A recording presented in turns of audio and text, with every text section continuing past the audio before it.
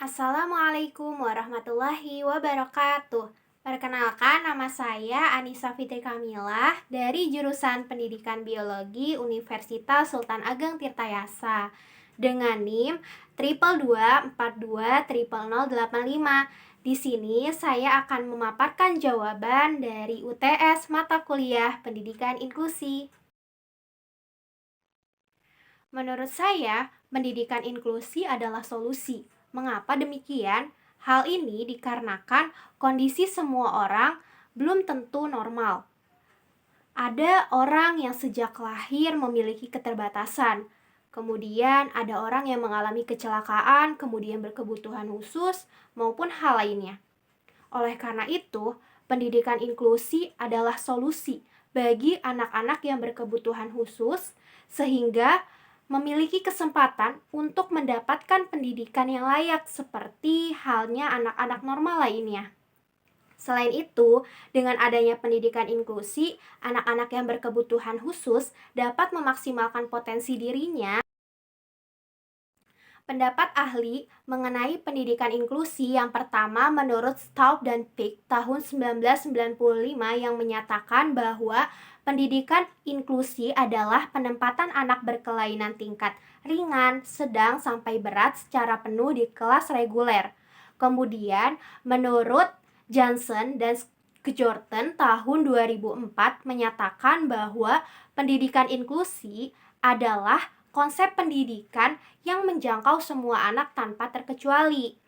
Sehingga pendidikan inklusi dapat disimpulkan adalah lembaga pendidikan yang menerima semua kondisi siswa, baik itu dalam kondisi normal maupun anak berkebutuhan khusus yang bersama-sama belajar di sekolah reguler. Dan kurikulum pendidikan inklusi yaitu beradaptasi terhadap anak. Jadi, anak tetap mendapatkan pelajaran yang sama tetapi menyesuaikan dengan kemampuan tiap-tiap anak. Tunanetra berasal dari kata tuna dan netra. Yang pertama kata tuna yang berarti rusak, kemudian kata netra yang berarti mata. Sehingga tunanetra diartikan bahwa seseorang yang memiliki hambatan pada organ penglihatan, yaitu mata. Orang yang mengalami tunanetra tidak dapat melihat dunia, melainkan warna hitam saja yang dapat mereka lihat. Perbedaan kata tuli dan tunarungu hanya pada penyebutannya saja, melainkan untuk artinya sama, yaitu seseorang yang memiliki hambatan dalam pendengaran. Untuk kata tunarungu biasanya digunakan dalam dunia medis, lebih sopan, halus, sesuai dengan KBBI.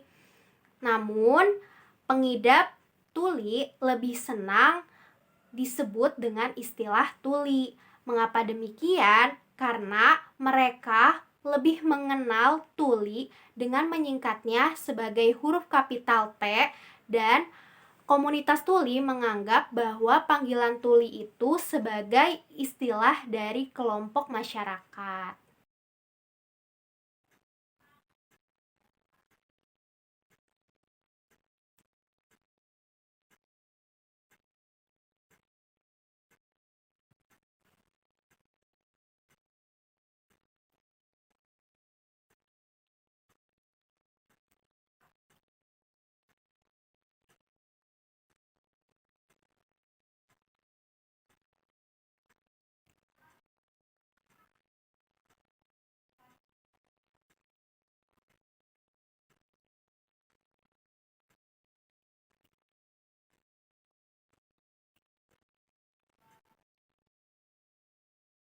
Cara saya sebagai calon pendidik dalam mengajar anak yang tunagrahita yaitu memberikan media pembelajaran yang kontekstual.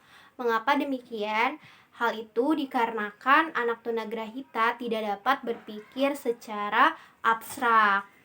Nah, alat yang dapat digunakan atau media pembelajaran yang dapat diberikan seperti alat kematangan indera, yaitu alat penciuman, perabaan, kemudian alat kematangan dalam mengurus diri sendiri seperti memasang resleting dan kancing, lalu alat untuk melatih konsentrasi seperti alat cara membaca,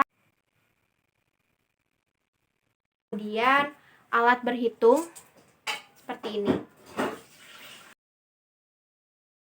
Cara saya dalam membantu mahasiswa yang mengalami tunadaksa, yang pertama, bertanya terlebih dahulu apakah mahasiswa tunadaksa tersebut memerlukan bantuan. Jika iya, maka bantu sesuai dengan kemampuan. Yang kedua, mengajak teman yang mengalami tunadaksa dalam kegiatan kampus dengan menyesuaikan kemampuan yang dimilikinya. Yang ketiga, yaitu memberikan akses fasilitas umum seperti memberikan tempat duduk, kemudian membantu menyeberang. Klasifikasi anak tunalaras dibagi menjadi 4. Yang pertama, ada unsocialized aggression. Yang kedua, ada socialized aggression. Yang ketiga, ada personality problem. Dan yang keempat, ada immaturity. Nah, yang pertama yaitu unsocialized aggression, di mana anak tidak dapat mengendalikan dirinya sendiri, yaitu mudah cemas, kemudian cepat marah, berbicaranya kasar, iri hati, dan sebagainya. Nah, yang kedua yaitu socialized aggression, di mana memiliki perilaku agresi secara berkelompok, seperti tawuran, bergabung dalam suatu geng, kemudian pulang larut malam, dan sebagainya. Selanjutnya ada personality problem, di mana anak memiliki kecemasan yang berlebih, kemudian kecanggungan, sehingga tidak dapat berhubungan atau berkomunikasi harmonis dengan orang lain. Nah, contohnya itu mudah menangis, atau menangisnya itu tanpa ada penyebabnya, lalu cemas, kemudian tidak percaya diri.